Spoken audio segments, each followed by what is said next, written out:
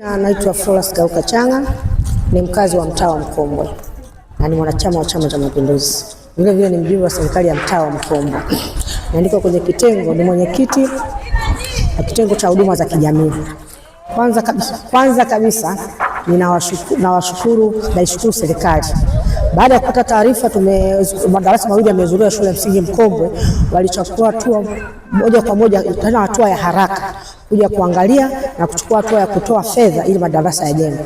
Baada ya kuja kuangalia, waliamua kutuongezea madarasa. Kwa hiyo wameamua kutujengea madarasa 5 na ofisi 2. Tunaishukuru sana serikali. Tunamshukuru sana Rais Samia Suluhu Hassan kwa kujali na kutekeleza ilani ya Chama cha Mapinduzi. Tunamshukuru sana Mheshimiwa Mbunge Dickson Villa kwa kuhimiza ili jengo haya madarasa yaweze kujengwa, kututafutia pesa. Na tunamshukuru sana Mheshimiwa Diwani kwa kusimamia. Na leo baada ya mkutano wa juzi, serikali ya mtaa iliamua kuja kushirikiana kufanya maendeleo kwenye shule ili kupunguza gharama za serikali. Kwa hiyo tumeamua kujitokeza, tunajitokeza kufanya maendeleo haya, kubomoa ili serikali iendelee na ujenzi wake. Tunawashukuru sana walimu, wanashirikiana sana na serikali ya mtaa.